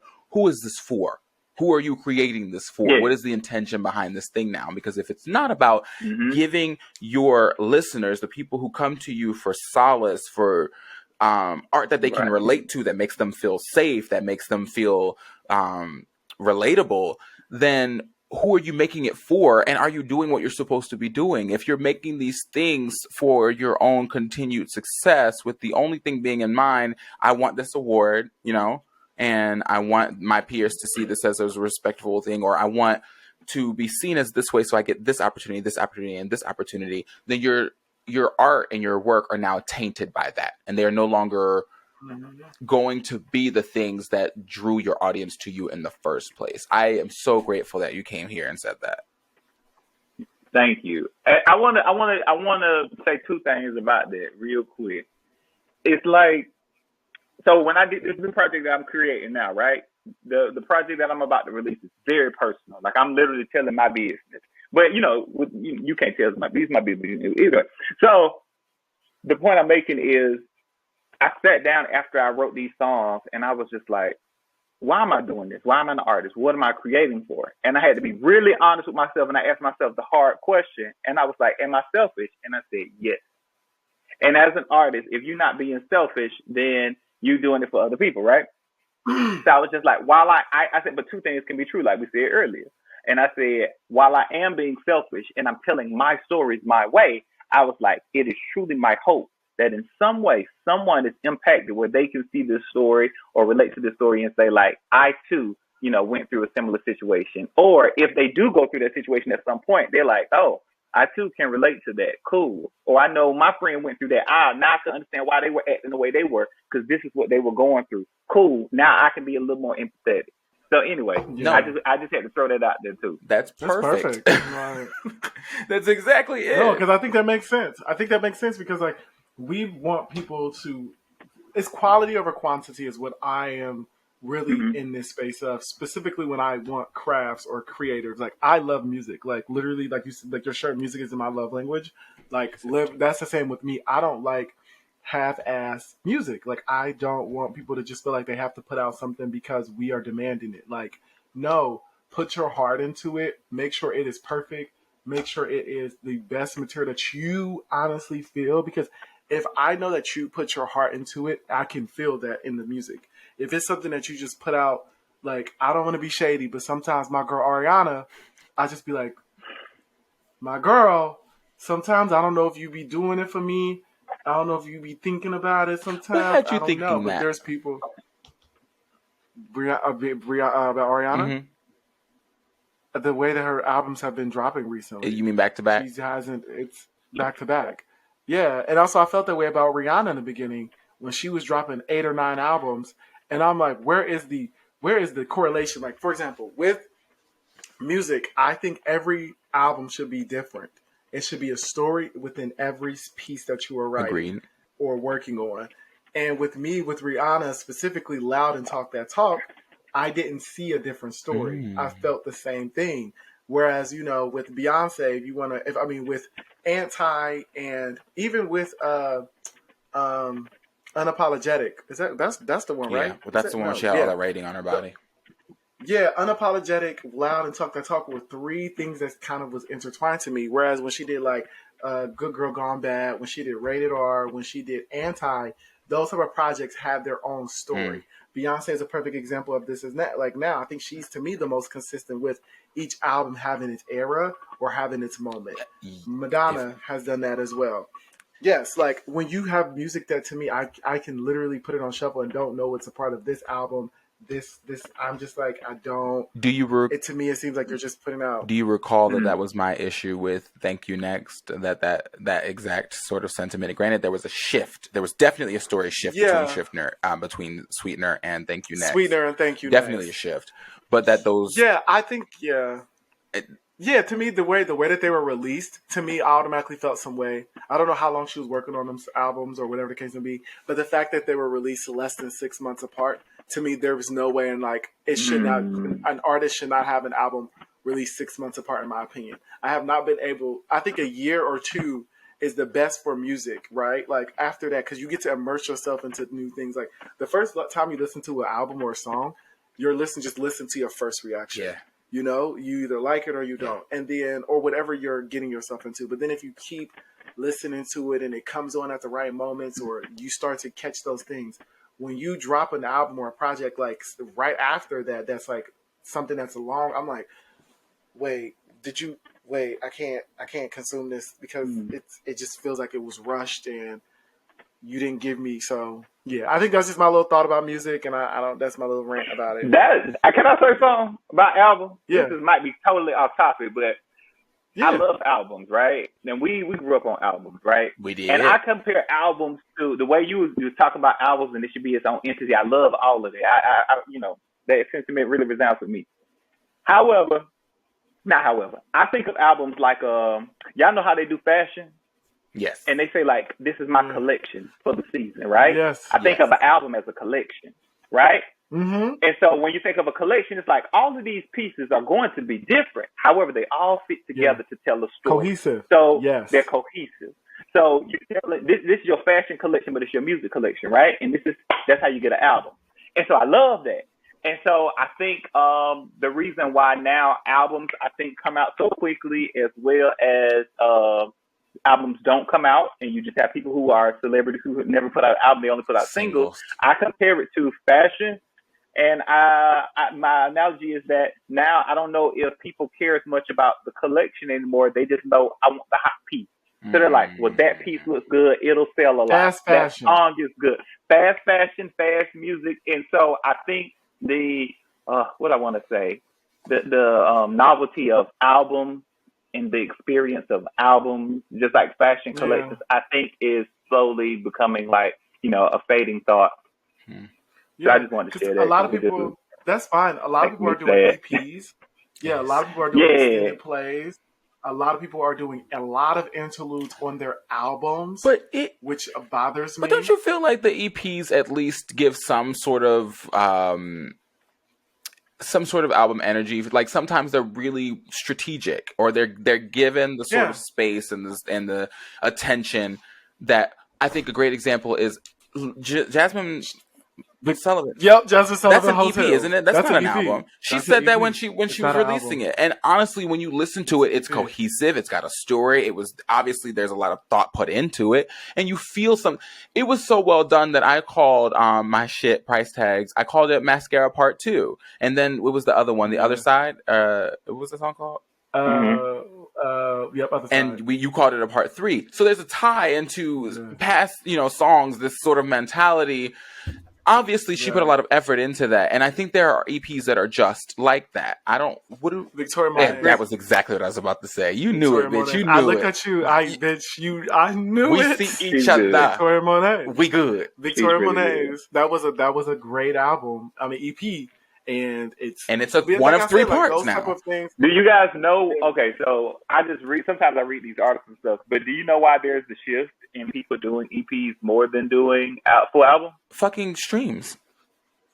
I think it was streams. Also, it's tasting like I guess the quality of albums like people are not into right now, and I think it's just like people's attention spans are shorter and shorter. So songs are getting shorter. Songs in the 70s and 80s went from being like like 6 minutes to 5 minutes to 4 minutes to 3 minutes. Now songs are like 2 minutes and 30 seconds. And on top of them being extremely short, they are now doing like shorter amounts of songs. So the idea is if we only give people 6 songs of yours, they're more likely to listen to all of your songs, and they're more likely to play them more often, so you'll get more streams. It's business. And it is business. Let me just say this. It's a mind fuck. As somebody who was creating, I had to like abandon those articles and stop thinking about those things that I was creating, because I was creating my album, and I was just like, well, let me not put too many songs. I don't want to overwhelm my listeners, and let me make sure these songs aren't too long. And I was trying to curate my album to fit this mold that I realized very quickly, thankfully, that I was just like, you can never stand out when you fit in, as the old saying goes. You know what I mean? Period. And so that's why I was just like, no. But it's so many people who are, you know what I mean? And they are amazing talents. Victoria Monet is dope as shit. You get what I'm saying? But I wonder and Jasmine Sullivan, these people who are putting out these EPs, I wonder what it would be like if they weren't intimidated by the reception of putting out an album. If they were to go full throttle, like what more art could we be getting if they weren't afraid of not limiting themselves to a 2-minute or 3-minute song? Like what kind of ballad? Because people don't really make ballads with bridges no more, because bridges don't exist for real. But what would we be getting?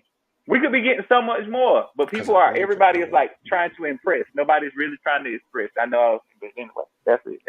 No, I agree with that. I think that is a perfect like a perfect way to understand music and what's in right now. Like, as people that are obsessed with music, I think all three of us, we are very interested in what albums. We're interested in people's stories and all that stuff. And when we can sense when some music is like, okay, this was created for consumers. It wasn't created with you in mind. For an appreciation of the art. With an appreciation of the art. There's so many things. I can like name songs off the top of my head right now. I'm just like, this wasn't yours. This was not created with some love. No. He says, name them or keep them on the name names or keep it on the playground. Keep that same energy. Keep that same energy you had earlier. Listen, let me go with. I'm gonna do this. I'm gonna be honest. I'm gonna be honest with this. Wild Side. To me, I don't think that was really like. Please put something out in the fucking air. Like, please put. Is it West Side or Wild Side? What is the song called? You talking about Normani? Wild Side? Right, exactly. Don't even boom. Like those type of things, like just comes out of nowhere and just comes and goes. Right? It's because we need something really quick. Here we go. Bada bing, bada boom. No shade. I think Have Mercy to me that is a song right now that I was really thrown off by Chloe for putting out, and it was something I feel like was just for consumers. Of course it was. To take in, and because she probably doesn't have any solo album in line. Whereas we have Ari Lennox, who we know is actively working on an album. So we know that Pressure is probably the first single for her new album. And I think that's something we understand because of how, granted, she's been open with us about the process of making her album because we know she's working with Babyface. But I mean, there's a clear difference there, and you can anticipate a project afterwards. SZA was Pressure is a really solid song. It is. Pressure is solid. SZA was working on an album, and she scratched the whole thing. SZA can go to hell. She scratched the whole album, and I'm saying that as a person who's actively listening to Control daily, and that is resonating with me right now, and I really appreciate SZA's artistry. All that bullshit she got going on with the public right now, she can go to hell. Just stop. What? Her being a liar? Yeah, and not lying about the freckles and shit, but just about like producing music. Just stop talking about it. Just stop. Yeah, just stop. Just stop. I want to ask how do you manage your professional music career and other supportive work? I feel like I've dabbled in a lot of different eras and different type of roles and responsibilities, but how have you maintained all of those together? Because you're a director as well, and also your music. You showcase music in the show, which was amazing as well. But just wanted to know. She said, "How do I manage?" Anthony Hamilton when I first listened. Yeah, how do you manage it? I literally thought Anthony Hamilton when I first listened. I don't. Oh, that's so honest. Here we go. That's so honest. But yeah, that's as honest as you can get. Nah, there's not. So it's hard, man. I was gonna say it gets done, so you gotta be. Yeah. Okay, so this is the thing. This is what I would truly say. As we all know, something got to take a back burner. And so that's what ends up happening a lot of times when you try to multitask. As great as we think we are at multitasking, you're going to get, something's going to take precedence. And that's what happened to me. And I think focusing on directing really diluted down my energy towards music as much as I didn't want to admit that to myself. And I think that's why I put so much into this project that I'm working on now because I refound that passion again. I reestablished that love for creating music. So yeah, it's something that's really hard to manage. As far as how I manage it, honestly, I put something on the back burner, and for a long time that was music because I was so focused on putting out the project, which was originally inspired by me putting out music. But anyway, yeah, right. I guess we'll get to that. When did you know you wanted to create My First Love, Withdrawals and Relapses? So I realized that I wanted to create the show. So actually back in 2015, I was touring and I was down in Florida, met this dope videographer. It was 14, I think. Actually, it was 14. And I told him, I was like, he was like, you should let me do a music video for you. And I told him, I was like, actually, I don't want to do a music video. I was like, I want to do like a movie. And so I was like, I want to do a series of videos strung together. And I was just like, but I wanted to have like, a little bit of storyline, I was like, but I want to, it's going to be about the music, blah, blah, blah. And he was just like, I ain't never thought of nothing like that. He's like, that sounds kind of cool though. Like, all right, I was like, I'm gonna think of something. And then, of course, me and him both, we lost touch. But Beyonce came out with that visual album. And I loved it. I was like, that's what my mind was on. That's what I was thinking about doing. It's basically, I didn't think of it as a visual album, but that's pretty much kind of along the lines of what I was thinking. And I was just like, yeah, I want to kind of infuse poetry with the music, a little bit of acting, blah, blah, blah. And then in 2018, I was having like a really rough time, and I just took my laptop one day and sat down at a coffee shop, and I just started writing. And literally, I wrote about maybe like 5 or 10 pages that day. And then I called one of my friends and I said, hey, don't think this is weird, but I want to read some to you. And she was just like, go ahead, you weird, but I'm going to let you read it. So I had read it to her, and then I was doing all the voices myself. So it was kind of hard because I was trying to act like all these different characters. Well, you do good at voice acting. You over here voice all these stories you've been giving us. You've been giving us different voice. Well, you kind of only gave us one voice for everybody. I got one voice. That's my signature. Go ahead. Everybody sung. Everybody sound gravelly. Go ahead. Did he read you? Is that a read? Oh, was that a read? He said I only got one voice in my arsenal. I got some more voices in my arsenal, but that's the one I like to use the most. But so I read the script to her, read the different voices, and she was just like, "This is really good." You know what I'm saying? I already liked it, and then I read it to another friend. I was just like, "Let me read you something," and then I read it to another friend. So I read it to like 3 friends, the little snippet that I had, and all 3 of them really enjoyed it. And I was like, "Okay, cool." You know, I didn't think too far, but then I did. So then I started getting excited. And then that's when I just like went to overdrive. And I wrote the whole script in maybe like a week and a half, 2 weeks, something like that. I just kept going to the coffee shop every couple of days after work and writing. And I was reading it to my friends along the way. And so they were all looking for the update. So it kind of inspired me to write because they was all like, when the next part of the story? When you going to write the next part of the script? And I was like, okay. And I kind of got overzealous and was just like, yeah, I wrote the whole script. Now I'm about to shoot it. I'm going to cast it, shoot it, produce it, and film it. And we're going to edit it and have it come out in 3 weeks. Like, you know, I was like, it's about to be done. And that was 2018. Fast forward, it went through a whole bunch of prep and work. And then we didn't cast until 19, didn't film until fall of 19. And then after that, the editing process took another year. And so it was just a long process, way longer than I expected. So it took totally like 2 years. How did it feel when we sat in the room, different actor for every character, and we read through your script that first time? So that was the second read through that you were at. The second. The first read through, it was a group of people, and they came and sat in my living room at my apartment, and it felt like it was ethereal, right? It was like magic on my fingertips. I was so excited because I was just like, oh shit.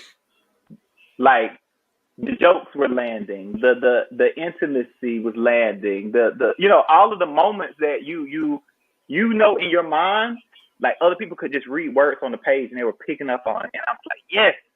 So then when I got like some more people and did that second read through, I was really, really getting excited then because we had more people to read through. Some people were better experienced. I was like, yes. So it was like that feeling of like fire on my fingertips. Nice. Yeah. I like that. Oh, you wanted to ask the next one? Oh, no, I was going to ask what was the hardest part of it all for you? Like what did you realize that you didn't realize during that process of like creating this project? I think the biggest thing was probably just like the amount of organization it takes.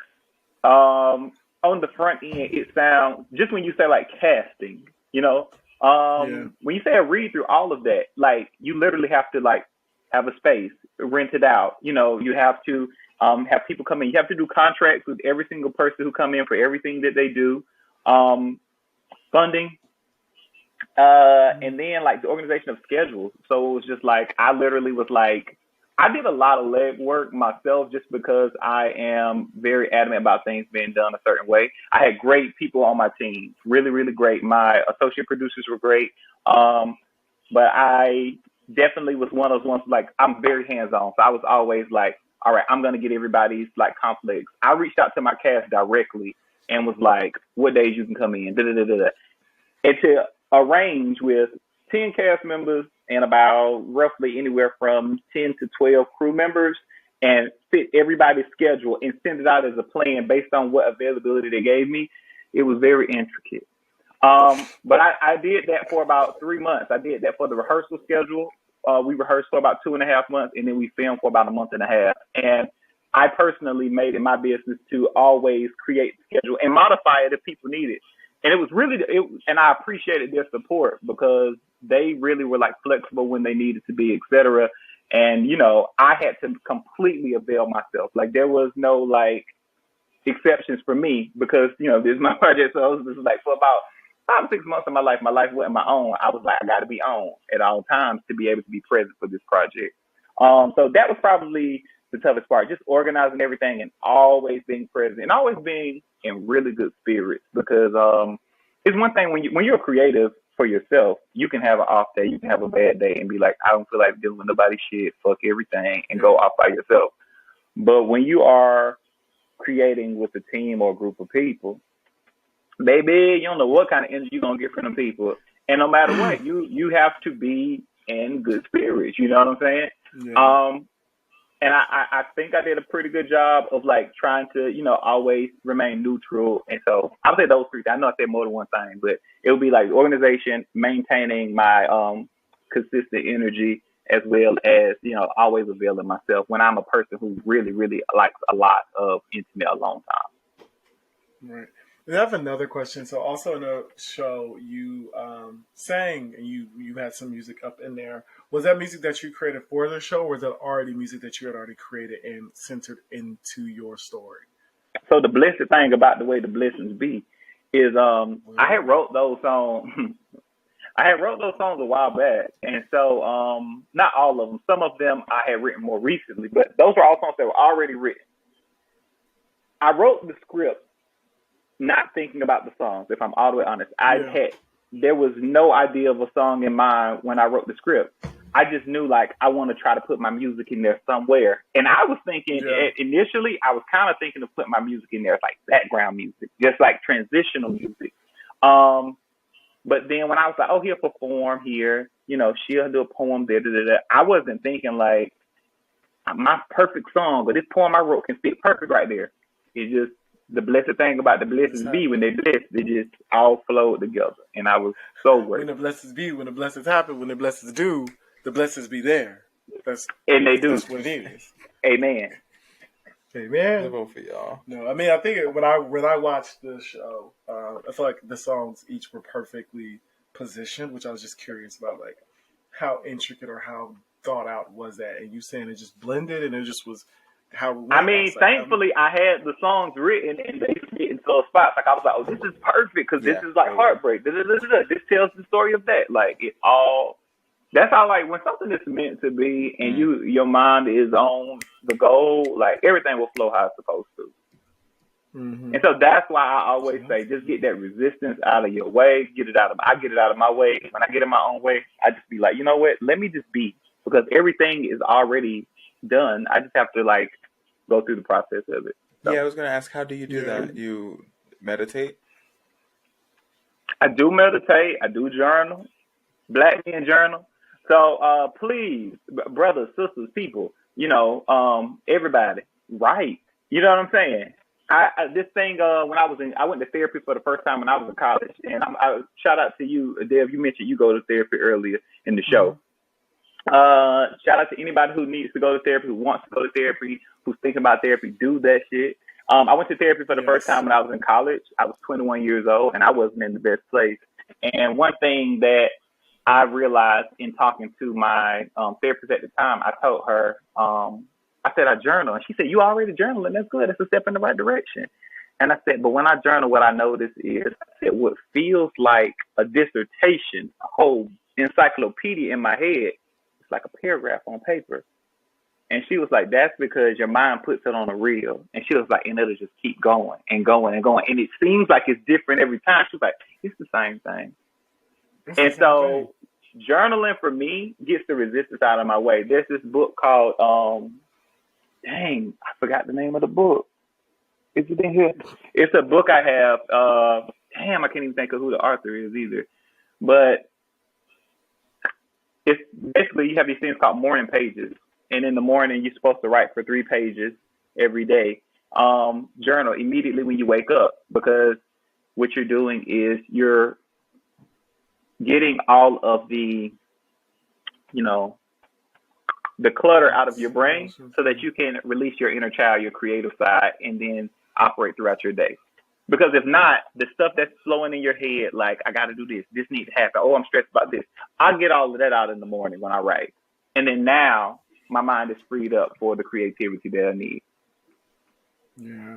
I wake up, as soon as I wake up, I have to meditate, and I have to breathe, start to do a minute of breathing twice in the morning, and then I have to meditate to get myself ready for the day and process, because I used to hate journaling, and I still to this day do, but I had to find what was my niche, and it was meditating. And also, I just need a free write. I definitely just allow my thoughts to be scattered and it doesn't have to make sense as long as it makes sense to me. Because at first I thought there was. My therapist told me there doesn't need to be an outline or a guide to how you journal, as long as it's therapeutic to you.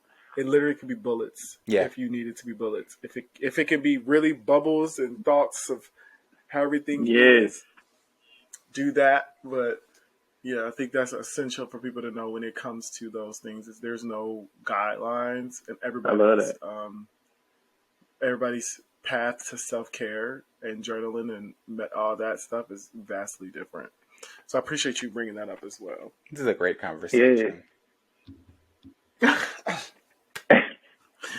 Because M over here giving us all the inspiration over here.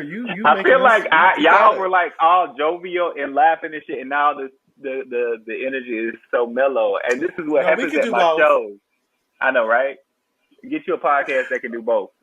But what I was saying is, your shows, at my shows, like the audience, this happens, and it happens with me when I talk to people, I hang with people. It's like this energy becomes very, very like calm and mellow, and I'm always like, "What's wrong?" But people are just like, "No, I'm fine." So I don't know if it's a me thing or you take it in. You definitely take it in. I mean, we're going to be both regardless, and we experience a number of shifts per episode, so that's literally going to be how it is. Yeah. But I will say you have I think what I'm observing right now is you have an ability to create intimacy in any conversation, now how big or small, like in your shows and concerts and all those things. Your shows and all those things. Like you can make, even though how big it is, you probably can make people feel like this is like just you and them. And then in our conversation, even though we're all over, we're talking about so many various things. It's still like a dialogue. So that's dope. I think that's essential. You're welcome. We give people we give people, this platform gives people their flowers when it is due. Always. What kind are they? You gonna hear I like certain flowers. Sunflowers. Always sunflowers. Sunflowers, we start off with sunflowers just because it brings joy to us. But what's the type of flowers you like? I was trying to get what you give. So if you give sunflowers, I'll take that. Oh. That's fine. Okay, I got it. Okay. Ooh, Jesus. Okay. All right. I was like, so, to end on a nice, pleasant note, not that things before this weren't pleasant. What was your favorite memory from filming the show? Not platform. I hate y'all. The haves and the have-nots. I'm leaving. See ya. Civilians. See ya. Non-civilians. The non-civilians, the reserve, and the Air Force. That's what it is. I wish I could adequately tell the both of you to go straight to hell. You just did. I don't think it was adequate. You just said it. Oh, man. But favorite memory? Favorite memory from the show? You mean from the filming process or just overall? I said from filming the show. Oh, from filming the show. So. I did say that. Came out again, there. I said what I said. I told you it's a little bite back. Your blood sugar low. You need a snack. It's a little bite back over Y'all there. are not going to accuse me of being hostile. It is episode Attack Derwin featuring MLewis. Y'all are not going to accuse me of being hostile because episode 89 Attack Derwin. Y'all don't know I'm over here in New Orleans. I might put a root on you. I got the voodoo for you bitches. Okay. You know what? Don't do that because are we closing up retrograde? Are we closing up with the retrograde? Not until the 18th, baby. God damn it! What's been going on? What's been your highlight from filming? What's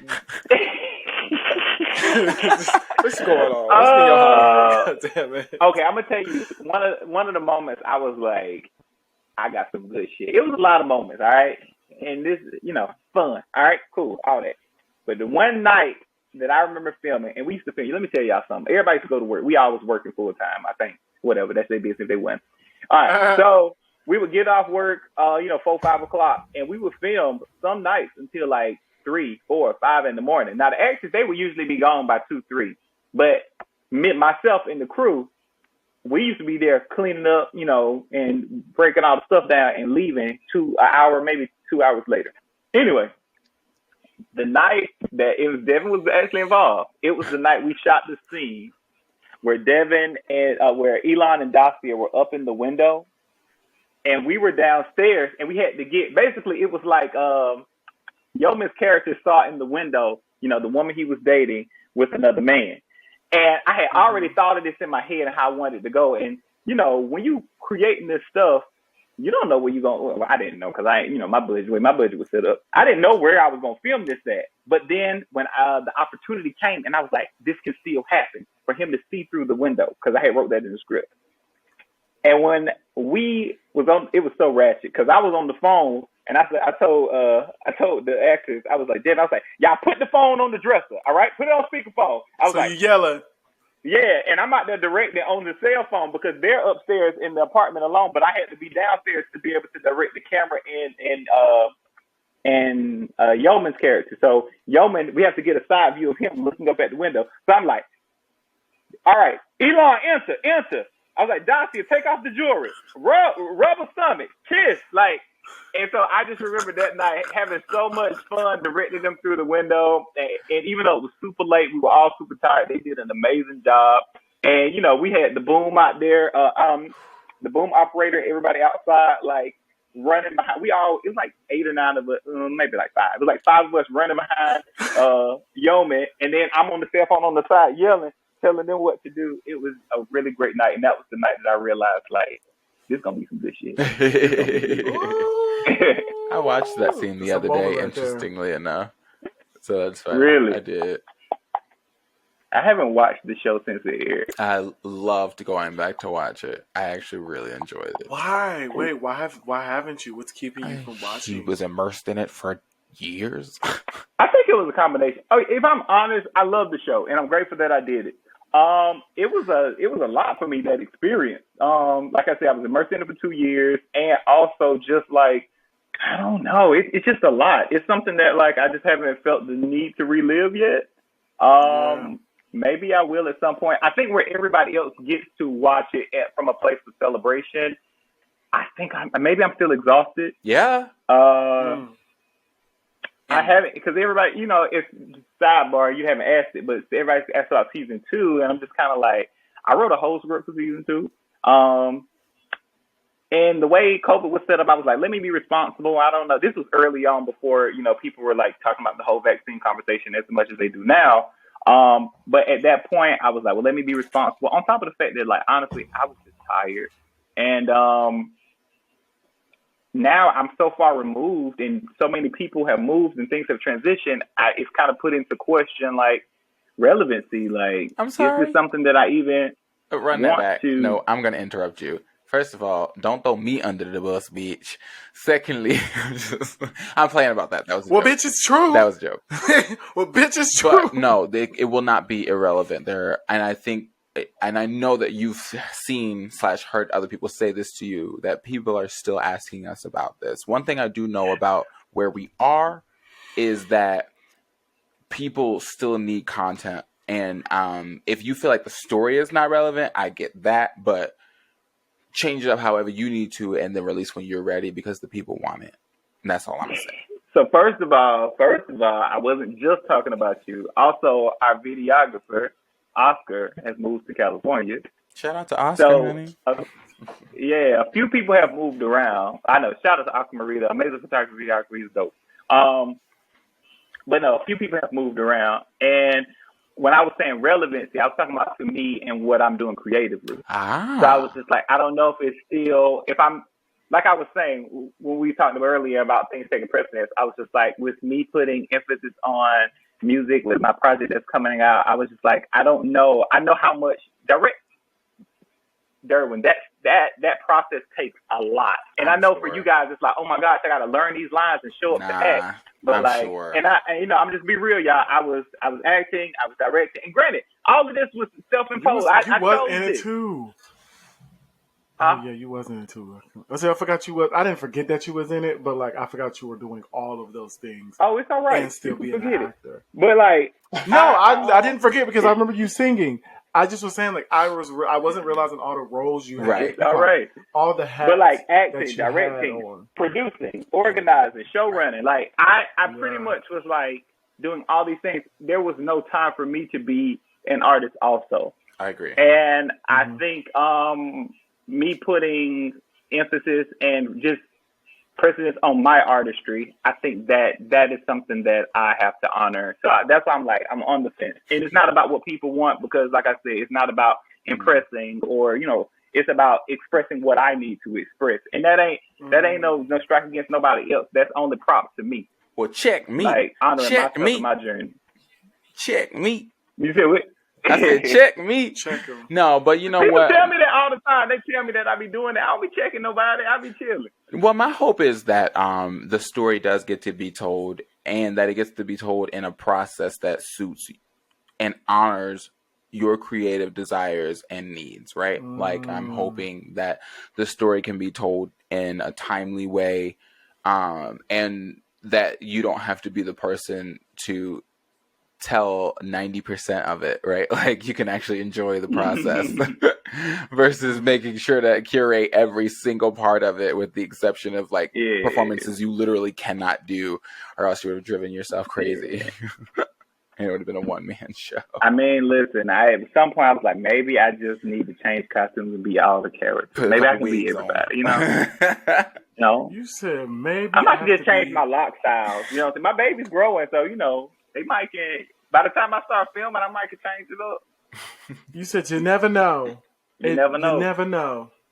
Wow. Well, this was so great. I really thank you so much for your honesty and your wisdom and your time. This has been a really fun experience and was very rewarding. Why don't you go ahead and tell us what we can expect from you and where we can find you? I know that you are not tapped in all the ways on social media, but share with us what you want to, and let us know when we can reach you. Yes. I'm trying, y'all. Am I trying? I'm not. I'm lying like shit. I ain't trying to be most tapped in. I am on Instagram, and I'm on Instagram at MLewis Music. And I think you can find me on all platforms as MLewis Music, I think. Facebook, if people still use that, I don't. But I have a like page on there. And then as far as upcoming projects, I'm really excited. This is the first place that I'm announcing this. I'm really excited, you guys. We love it. We love exclusives. Listen, it's an exclusive bit, baby. All right, so look. I am releasing a mixtape. It's an acoustic mixtape, and it's called Recovering from It All. Like covers, like recovery. Hey, so it's called Recovering from It All, and it's just exploring all of the relationships and friendships and personal things that I've been, pushing through, work, life balance, all of that over the last couple years. And it's a very, very personal and intimate project. And I am super excited to share it. So that's coming up in the next few weeks, and I can't wait for y'all to hear it. Thank you so much. Where are we going to be able to find it? Places, We got it. We know. We'll air no, it. Honestly, I don't know. This is where it gets sticky, just because I genuinely don't know. I know it'll be on my YouTube page. I know it'll be on Instagram. Well, there you go. But I'll release more on Instagram for sure. And I think I have a Twitter page too, y'all. I think. No, you do. I just followed you.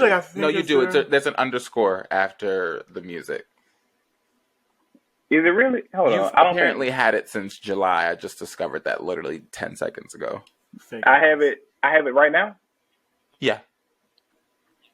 Oh, all right. So yeah, I'm on MLewis Music. Let me tell y'all. So the Twitter is MLewis Music _ MLEWISMUSIC _ There are currently no tweets, no media, and no likes. However, the page is very present, and I'm sure it will be used. I'm gonna start tweeting tonight. We're gonna support. I love this for you. I love this for you because if nothing, it is consistent and it is true to self. I'll be up here sitting in the dark, y'all, listening to jazz. All right, you should. You should. That's calming. That is very calming. That is very. Shoot. Okay, breathe. I just had to breathe. I just had to breathe. You see how I snuck that in there? You see how you doing that? You see it? Just breathe. Breathe. By the way, Yeah, it is Layla. I love that song. Yeah, it's good, right? By the way, Yeah. that album, The live one, got me through. Yes, oh, anxiety in bitch, me. I love you. Oh my god, I really love you. No, I really see it for you, girl. I really do. I really do. Girl, you didn't know, girl. Surprise! That was a great project. Great project over here, y'all. Just let y'all know. Sorry, okay. Me and my sister, honey. I love y'all. Y'all are hilarious, man. We great minds think alike over here. Listen, we go. This is what we do. This is us. We really created this platform because this is how we are behind camera, off camera and on camera. This is us, and that's the thing. Well, but you go ahead, baby. Oh no! You do it. My mama was second. No, you literally go first. It's always me second. Okay. Well, thank you, Em, for being on the show with us. We greatly appreciate it, and we know our listeners and subscribers and supporters have loved this experience with us. Like we always tell all of our guests, please follow us on our personal pages if y'all would like to continue the conversation with us. At _Lord Devery. That is _LORDEVERY on Instagram and Twitter. And you guys know you can find me on Instagram at Derwin King. That's DERWINKING. And on Twitter at Free Negro. That's FREENEGREAUX. And if y'all would like to continue the conversation on the podcast platform, you can hit us up on Instagram and Twitter at That Black Boy Joy. I was so you close. You were so close. My eyes were I was waiting on it too, baby. I was waiting on it. Yes, you can follow us on Instagram and Twitter at That Black Boy Joy. If you would like to be a guest on the show or just write in, you can hit us up at That Black Boy Joy Podcast at gmail.com. And you also can all subscribe and like and comment on our YouTube channel at That Black Boy Joy. We are uploading episodes as we have the time. So please, patience, comment like you all are. We love it. We support you all. It's a lot of work to upload those episodes. It is. It is. So y'all gonna get those episodes. When y'all get those episodes, be patient. But like we always tell our guests, please be so in love with who you are.